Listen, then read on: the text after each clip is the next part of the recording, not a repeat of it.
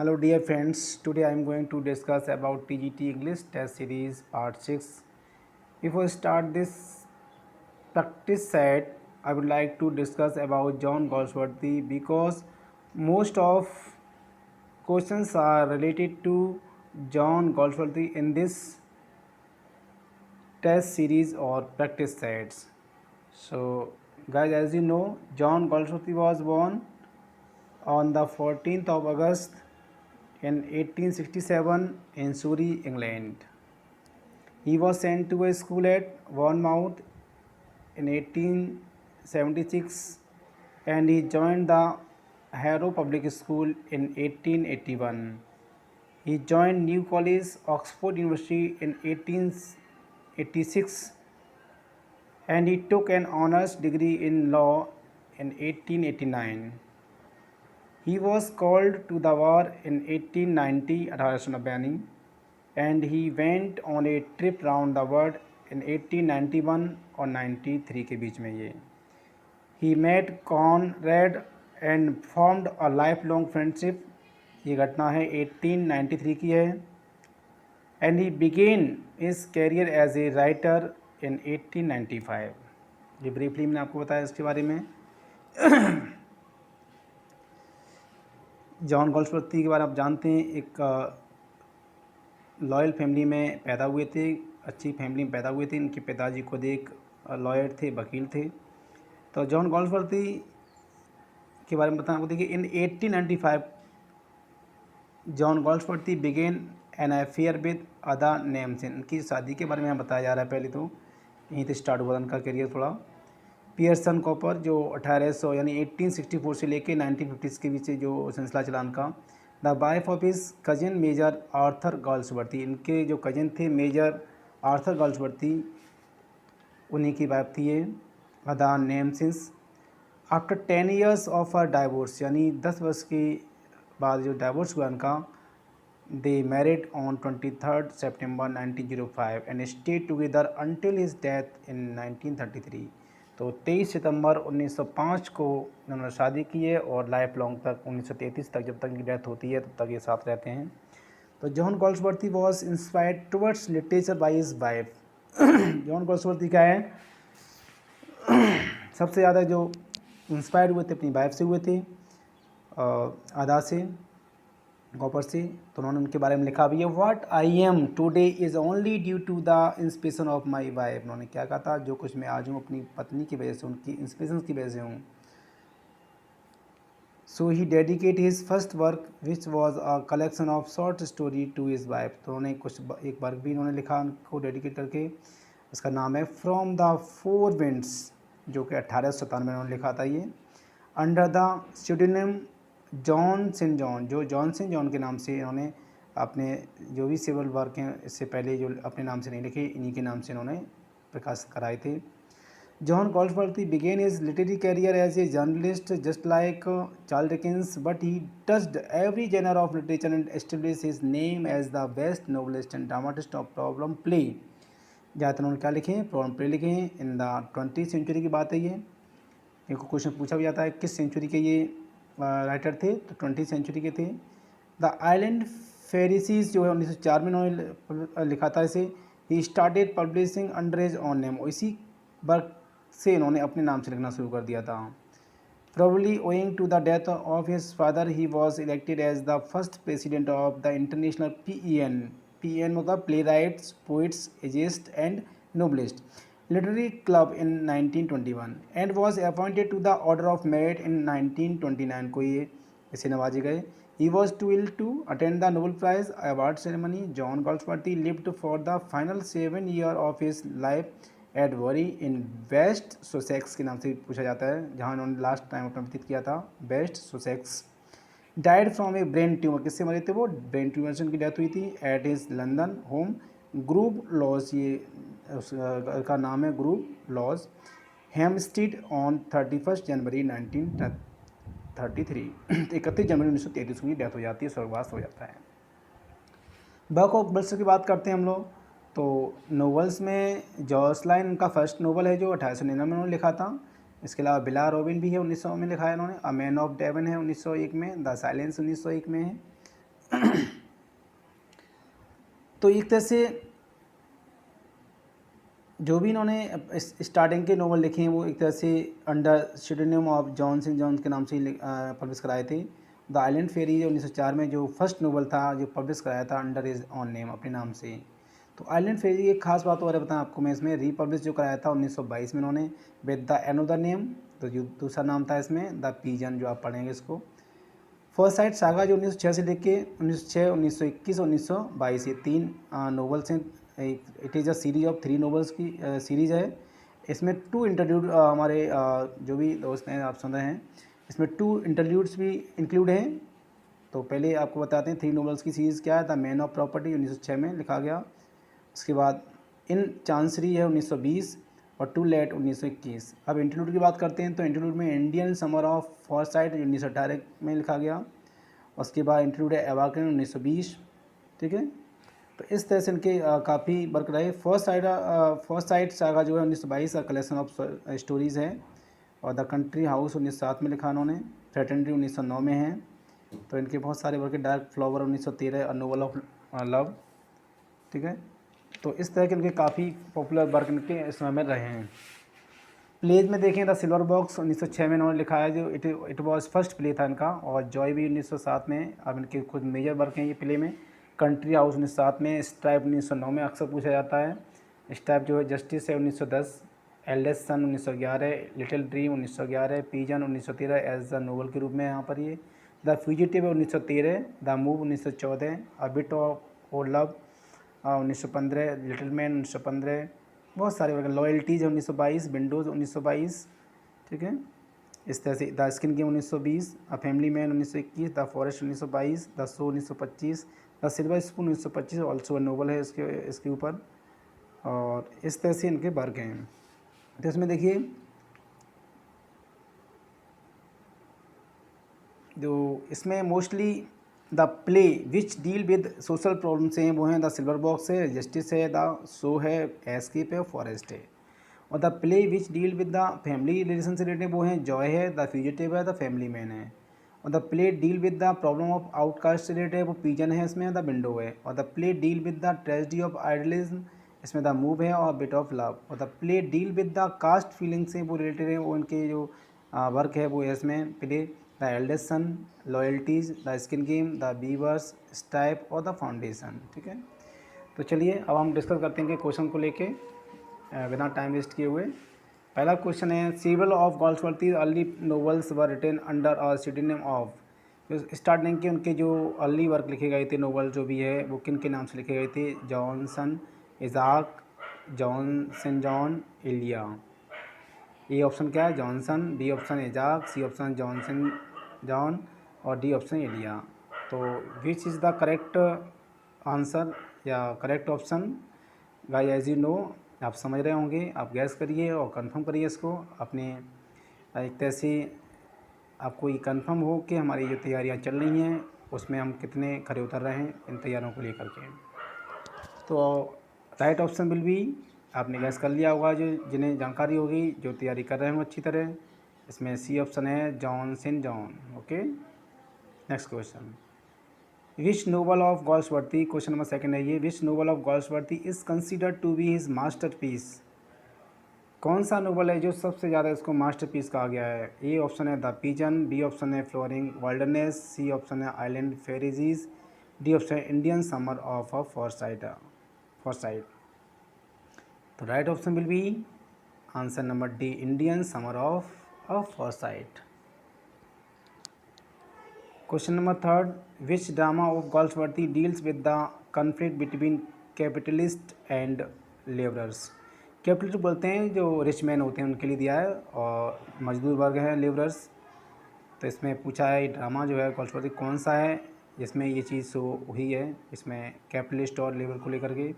पहला है स्ट्राइप, ए point, B है सिल्वर बॉक्स, सी है लॉयल्टी और डी है द स्किन गेम। तो राइट ऑप्शन विल बी ए होगा आपका स्ट्राइप। ओके, क्योंकि स्ट्राइप जो आपका है आप जानते हैं stripe is the second play of Galsworthy dealing with the conflict between capitalist and labour. The story is of A strike in the Stenartha tin plate work situated on the border of England and Wales.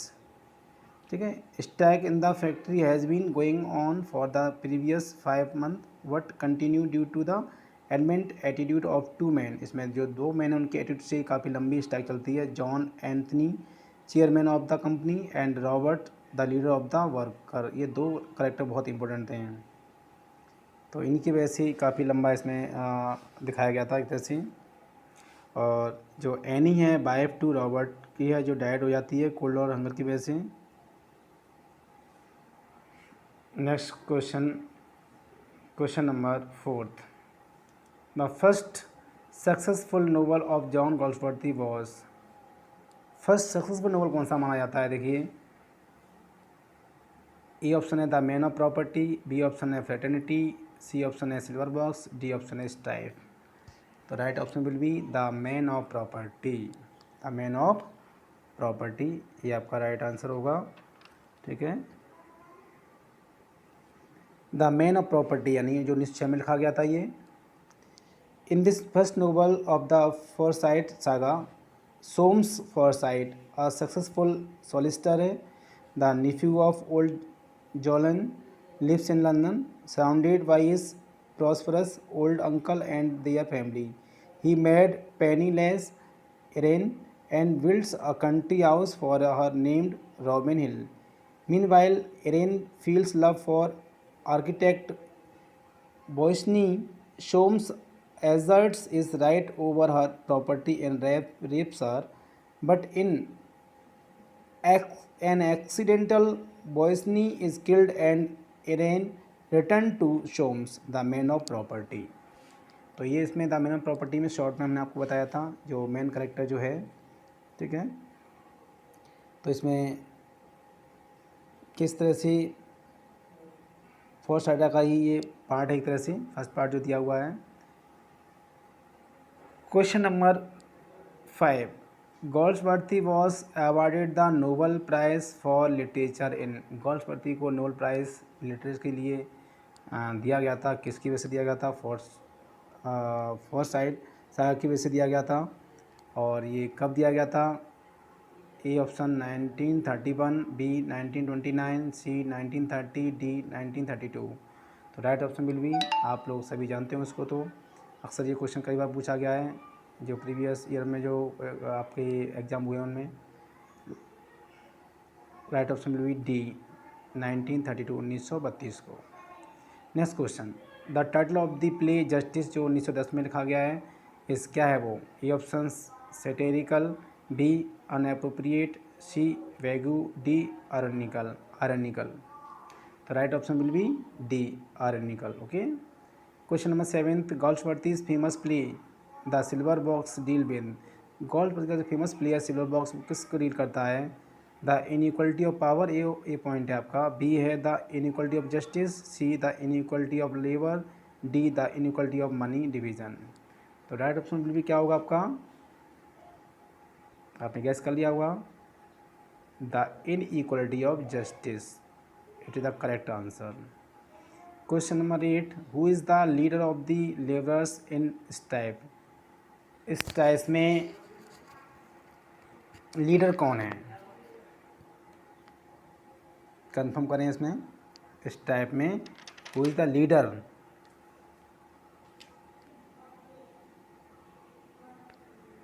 पहला है option A Falder, दूसरा है B option David Robert, C option Jack Barthwick, D option none of these. देखिए strike के बारे में जब हम बात करते हैं 1909 में लिखा गया था. ये 3 एक्ट प्ले है. ये strike is the second play of, एक तरह से मैंने आपको पहले भी अभी बताया था. एक तरह से इसमें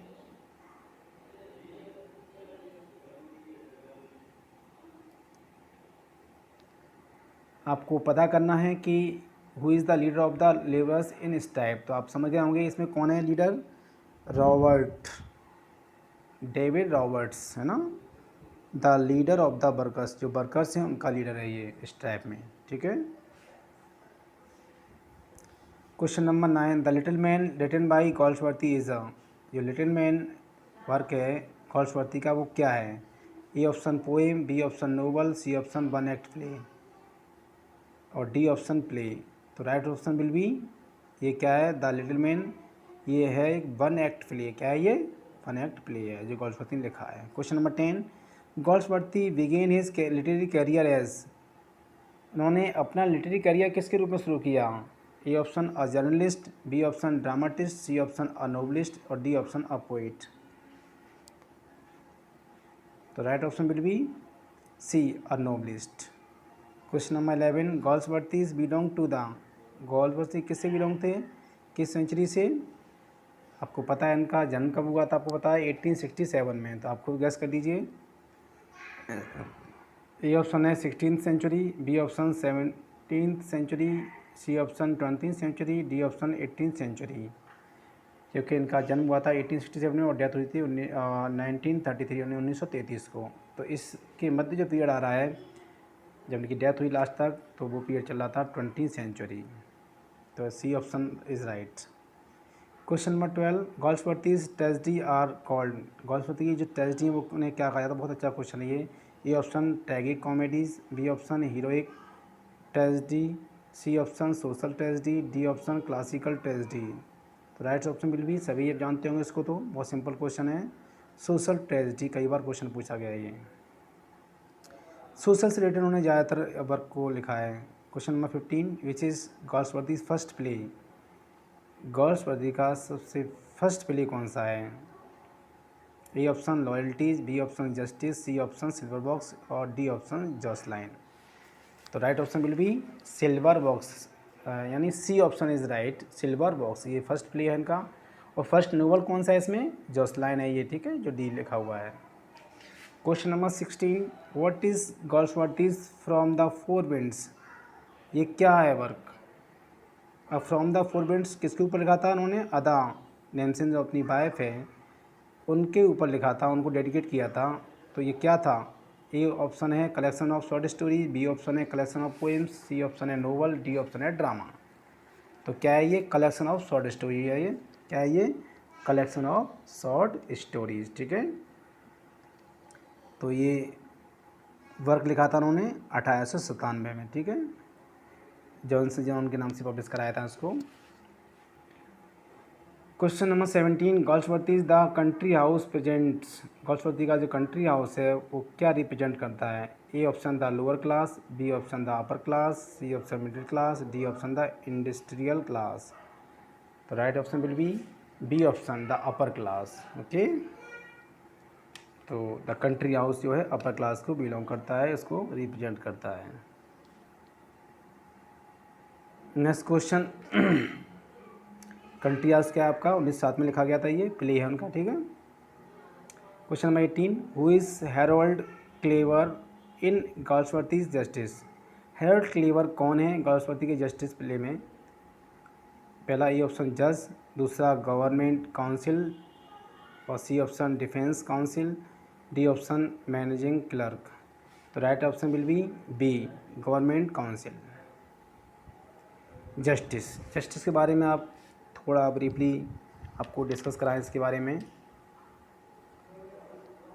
justice is the most important and popular play है। In it Galsworthy tries to show that there is no justice in our legal system, law is blind.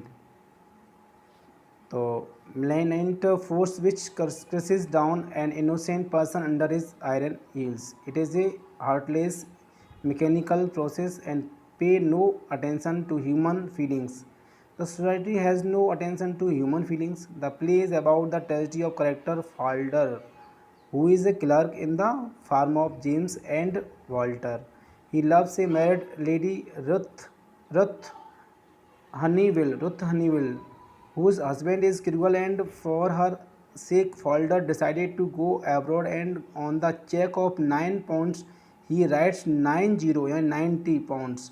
As a result, Falder is punished and hard imprisonment for 3 years and finally dies. In this play, there is no blame who can be held responsible for the tragedy. The real blame is the law which is blind. इसको real blame क्या कहा गया है? कानून को बताया गया है जो कि अंधा होता है। नेक्स्ट क्वेश्चन, तो आपका ये क्वेश्चन में 18 का आंसर 20 आपका है, जो गवर्नमेंट काउंसिल है इसमें, जो C B option. Question number 19, Galsworthy was born on, Galsworthy का जन्म कब हुआ था? बहुत सिंपल क्वेश्चन है। A option 14 August 1867, B 14 August 1810, C 14 August 1820, none of this last. Right option will be A 14 August 1867। ठीक है, 20 सेंचुरी के ये राइटर हैं John Galsworthy. Last question, question number 20, literature is its own reward, who said this? Literature अपने आप में खुद एक इनाम है, ये किसने कहा था? जॉन गर्ल्सवर्दी ने कमेंट किया था, बहुत अच्छा कमेंट कहा था उन्होंने जब उनको ये नोबेल प्राइज़ या और जो भी इनको ये प्राइज़ दे अवार्ड दिए गए थे उसको एक्सेप्ट नहीं कर रहे थे, तो उसमें उन्होंने यही कमेंट किया था कि literature is it's on reward, who said this? तो ये बहुत अच्छा कमेंट है। लिटरेचर स्वयं अपने आप में एक हमारे लिए इनाम है, इससे बड़ा कोई इनाम नहीं हो सकता है। तो इसमें ए ऑप्शन है जी वी सोने का, B option Wordsworth, C option Galsworthy, D option Ben Jonson. तो right option will be C Galsworthy. क्या होगा? गर्ल्सवर्दी। तो आई होप ये 20 क्वेश्चंस दिए हैं, डेफिनेटली आपको अपकमिंग जो भी एग्ज़ाम है उसमें आपको देखने को मिलेंगे। और यदि आपको ये वीडियो पसंद आया हो तो please don't forget to like, subscribe and share my channel. Thank you for watching it.